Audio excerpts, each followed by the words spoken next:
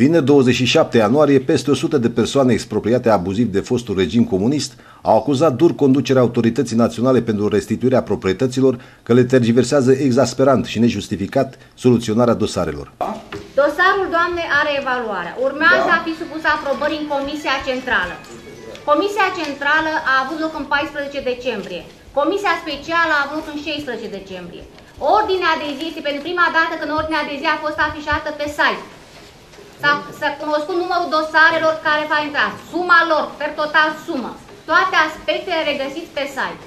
Comisia Centrală nu s-a întrunit din lipsa quorumului. Marian Petrescu, reprezentantul Asociației Eurosenior pentru județul Vâlcea, a făcut cunoscut cazul familiei Popescu din comuna Păușești-Măglaș. Domnul Popescu este o persoană cu handicap de gradul 1 consorțitor. Este o persoană nevăzătoare. Domnul Popescu are 58 de ani, are un infarct de miocard și 2 preinfarcturi. Domnul Popescu, de asemenea, suferă de diabet, insulinodependență. Soția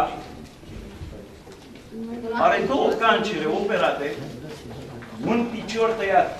Este persoană, în momentul de față, aflată într-o situație mai mult decât dramatică.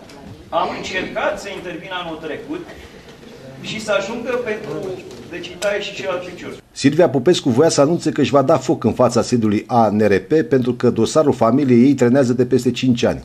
Veni să pregătită o declarație, să anunțe public că, având în vedere nenumăratele demersuri, de altfel, doamna Popescu s-a adresat președinției, s-a adresat instituțiilor centrale de stat, s-a adresat presei și a spus, dom'le, nu mai pot, eu nu mai am timp, pentru mine timpul a trecut. Voia să citească o declarație prin care anunța că vrea să-și dea foc în fața ANRP-ului. Întâlnirea organizată de Asociația Eurosenior din Pitești a avut loc în sala de conferințe a Muzeului Județean de Istorie Argeș și a făcut ca pentru prima oară de la înființarea ANRP să se deplaseze în teritoriu întreaga conducere în frunte cu președinta Dorina Danielescu, a instituției aflată în subordinea directă a Secretariatului General al Guvernului. În încercarea de calmare a spiritelor, șefa ANRP a promis implementarea unui nou stil de lucru în modul de soluționare a celor peste 100.000 de dosare de despăgubire din întreaga țară. Ea a prezentat și coordonatele unui nou cadru legislativ ce urmează a fi pus în dezbatere publică din luna februarie.